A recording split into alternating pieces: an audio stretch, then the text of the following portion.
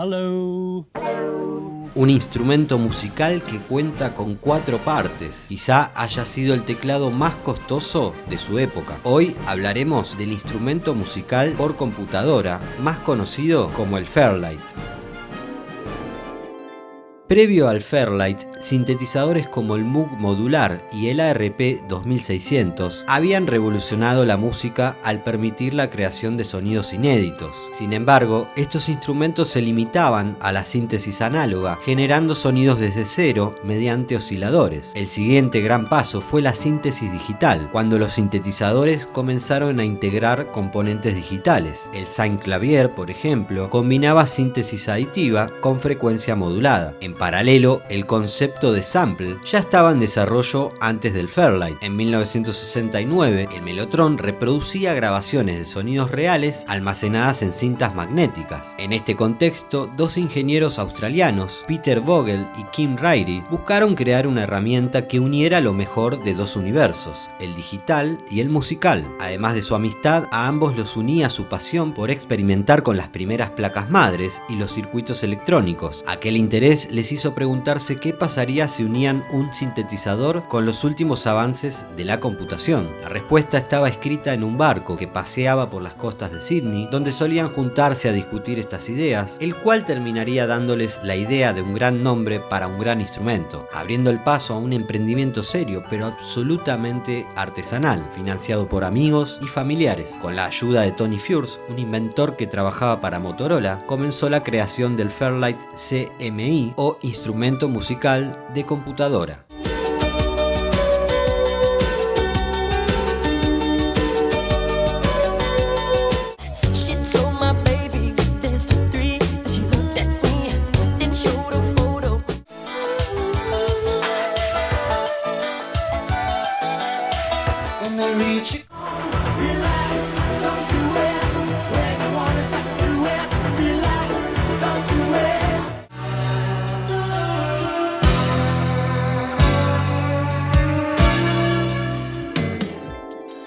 El Fairlight se comenzó a desarrollar en 1975. El objetivo era diseñar un instrumento que no solo sintetizara sonidos, sino que también permitiera grabar, manipular y reproducir sonidos reales, algo inédito en su momento. Este instrumento, lanzado oficialmente en 1979, se presentó como la primera estación de trabajo de audio digital, sintetizador y primer sample digital. Lo revolucionario era su capacidad para trabajar con muestras de sonido digitalizadas. Mientras que otros sintetizadores de la época solo generaban sonidos a través de osciladores, el Fairlight podía cargar grabaciones de sonidos reales, como voces, instrumentos, vidrios rotos o cualquier otro tipo de sonido, y manipularlos de manera nunca antes vista. Además, contaba con una interfaz gráfica que permitía visualizar y editar las ondas sonoras de manera directa. Esta interfaz era conocida como Light Pen o lápiz óptico y permitía al usuario interactuar con la pantalla de manera táctil, lo cual fue también un gran avance en la era de las computadoras. Sin embargo, su precio fue un gran obstáculo para muchos artistas. En 1982, un Fairlight costaba alrededor de $25.000, el mismo precio que una Ferrari 308 GTB de la época o una linda casa en Sydney. Esto convertiría al instrumento en una herramienta exclusiva, utilizada solo por los músicos más destacados o por los estudios de grabación más avanzados del mundo.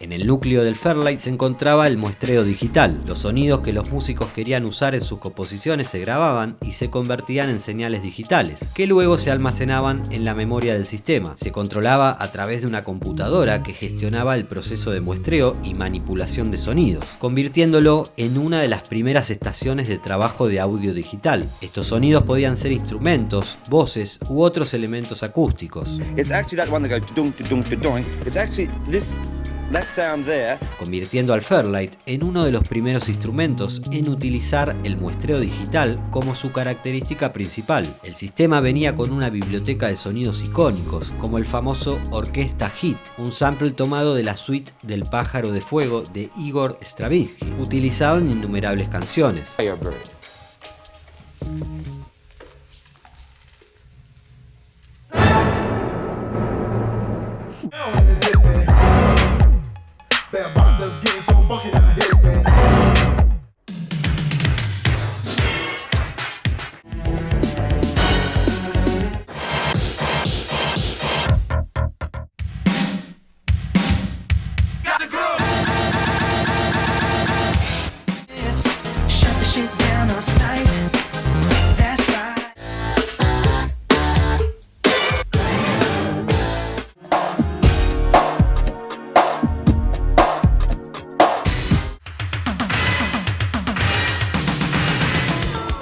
Una vez digitalizado el sonido, el músico podía modificarlo en tiempo real, cambiando su tono, velocidad o timbre. El Fairlight original utilizaba discos floppy de 8 pulgadas con una capacidad de 500 kilobytes que se usaban para almacenar los samples de audio. Los músicos podían ajustar el tono, controlar parámetros como el ataque, sustain, decay o release, o aplicar filtros para modificar el timbre y darle un carácter único. Una de las características más distintivas del Fairlight era su pantalla gráfica y el lápiz óptico, que ofrecían una forma visual e intuitiva de interactuar con los sonidos. Además, contaba con un secuenciador que permitía programar patrones, secuencias y arreglos musicales. Aunque fue revolucionario, el Fairlight también tenía limitaciones. Su tasa de muestreo variaba entre 8 y 24 kHz, bastante baja en comparación con los 44,1 kHz de los CDs. Esto hacía que los sonidos digitalizados perdieran claridad y se distorsionaran. Sin embargo, esta limitación le dio al sonido del Fairlight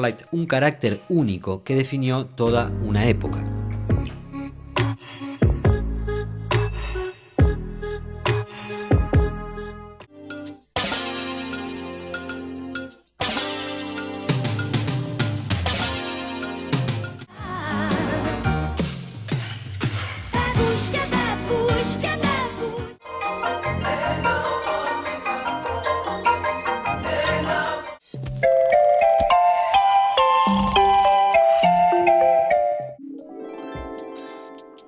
El alto precio del Fairlight impulsó a la competencia a crear versiones más accesibles, como el Synclavier de New England Digital o el EMU Emulator. La producción del Fairlight era artesanal, con personas que colocaban los chips a mano y que etiquetaban cada tecla del teclado individualmente. Según Peter Vogel, frecuentemente tenían que esperar el próximo cheque de pago para continuar con la producción y su margen de ganancias era mínimo. Además, la calidad del chip de sonido original dejaba mucho que desear, lo que otorgaba a sus grabaciones un sonido característico, algo que paradójicamente muchos géneros actuales como el lo-fi buscan revivir. A medida que avanzaba la década de los 80, competidores como Linn, Roland, Akai y Korg comenzaron a dominar el mercado. En 1987 Fairlight se declaró en bancarrota, aunque siguió operando hasta 1993, nunca se recuperó. Su legado como pionero en el muestreo digital es indiscutible y su influencia en la música actual sigue presente. Sin duda, la historia dio un giro de 180 grados gracias a esta genial creación, una luz en el mar que transformó para siempre y completamente la historia de la música. Si te gusta este tipo de contenido, suscríbete al canal de manera gratuita